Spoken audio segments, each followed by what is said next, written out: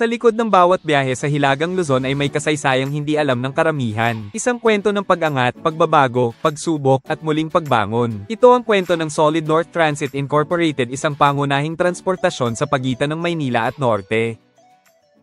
Nagsimula ang lahat bilang isang simpleng bus line na kilala bilang Dionisio R. De Leon Express, isang kumpanyang bumibiyahe mula Pangasinan patungong Maynila. Ngunit habang lumilipas ang panahon, kinailangan itong humarap sa mas matinding kompetisyon. Dito pumasok ang Jackliner Incorporated, isang kilalang kumpanya sa transportasyon na pag-aari nina Jaime at Aida Chua. Taong 2010 binili nila ang Dionisio R. De Leon Express at isinilang ang bagong pangalan na Pangasinan Solid North Transit Incorporated. Layuning gawing moderno, mabilis, at maaasahan ang serbisyo ng bus patungong Norte. Unti-unting binago ng Solid North ang anyo ng provincial travel. Bumili sila ng modernong fleet ng mga Yutong, Higer, King Long at Golden Dragon buses. Lahat ay may aircon, reclining seats, CCTV, GPS at Wi-Fi sa ilang units. Kabilang sa mga sikat nilang klase ng bus ay ang Standard Aircon, Deluxe, Super Deluxe na may CR at may legroom, at point-to-point na luxury service. Kung may isang bagay na hindi matatawaran sa Solid North Transit, yan ay ang lawak ng kanilang biyahe. Mula sa gitna ng lungsod hanggang sa malamig na kabundukan ng Baguio, araw-araw ay daan-daang pasahero ang kanilang inihahatid, tahimik man o maingay ang biyahe, sigurado ang direksyon patungong Norte. Isa sa pinakasikat nilang linya ay ang point-to-point luxury service mula PITX patungong Baguio City. Dito, hindi mo kailangang dumaan sa maraming terminal o hintayan, sakay ka lang, tuloy-tuloy ang biyahe. Malamig ang aircon, malambot ang upuan, may CR sa loob, at minsan, may palibreng tubig pa. Sa mga nais tumungo sa Pangasinan, may regular na mga biyahe rin mula PITX, Cubao, at Buendia papunta sa mga lungsod gaya ng Dagupan at San Carlos City. Karaniwan itong may 5 hanggang 6 na oras na biyahe, depende sa traffic at sa oras ng alis. At kung ikaw ay galing sa Maynila at nais puntahan ng mga kilalang bayan ng Lingayen, Manawag, Ordaneta, Bolinao, Alaminos, Kamiling, o Tarlac, may biyahe rin ng Solid North para dyan. Sakto para sa mga deboto, turista, at mga umuuwi sa probinsya. Hindi lang lungsod ang pinupuntahan nila, umaabot din ang kanilang serbisyo sa Cabanatuan sa Nueva Ecija, at patuloy ang kanilang expansion para mas mapalawak pa ang koneksyon ng Metro Manila sa mga rehiyon sa Hilaga. Pero syempre, hindi kakayanin ang ganitong lawak ng serbisyo kung walang maayos na fleet. Sa kasalukuyan, tinatayang may higit 140 na modernong bus units ang Solid North Transit. Ang mga ito ay binubuo ng Chinese-made coaches gaya ng Yutong, Higer, King Long, at Golden Dragon. Lahat ay sumusunod sa Euro-compliant emission standards, ibig sabihin, mas malinis at mas environment-friendly ang kanilang makina. May mga bus silang may kapasidad na 45 hanggang 51 pasahero, depende sa configuration. May 2x2 seating arrangement, reclining seats, at ilan sa kanila ay may sariling CR para sa mas komportableng biyahe sa mga malalayong ruta. Iba-iba rin ang klase, may standard aircon, may deluxe class, at may luxury point-to-point units, lahat may layuning gawing maayos, ligtas, at maginhawa ang biyahe mo pauwi o papunta. Kaya kung magbibiyahe ka man pa Baguio, Pangasinan, o kahit Nueva Ecija, malaki ang posibilidad na dadaanan mo ang ruta ng Solid North, isang kumpanya na tuloy-tuloy ang serbisyo, kahit gaano pa kalayo ang pupuntahan. Ngunit gaya ng anumang paglalakbay, may mga pagkakataong kailangang huminto, hindi dahil sa gusto mo, kundi dahil ito ang nararapat para sa kaligtasan ng lahat. Noong May 1, 2025, isang unit ng Solid North Transit ang nasangkot sa isang insidente sa SCTEX Toll Plaza sa Tarlac. Dahil dito, agad na naglabas ng kautusan ang Land Transportation Franchising and Regulatory Board, LTFRB, na pansamantalang suspendihin ang buong operasyon ng Solid North Transit sa loob ng 30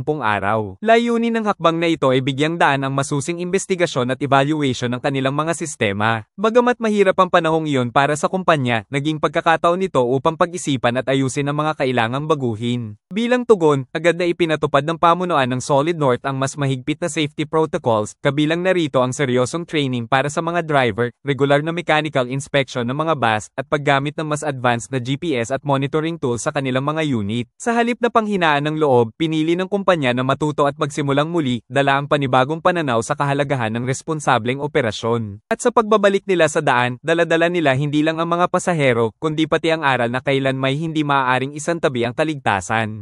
Ang Solid North Transit Incorporated ay hindi lamang kwento ng transportasyon. Isa itong kwento ng modernisasyon, pagkakamali, at paninindigan. Sa bawat biyahe dala nila ang pangalan ng Pangasinan, ang tiwala ng libu-libong pasahero, at ang aral ng isang trahedyang hindi kailanman makakalimutan. Sa bawat ikot ng gulong sa kalsada, unti-unti nilang tinatahak ang landas patungo sa isang ligtas at maayos na kinabukasan. Yan ang kwento ng Solid North Transit Incorporated.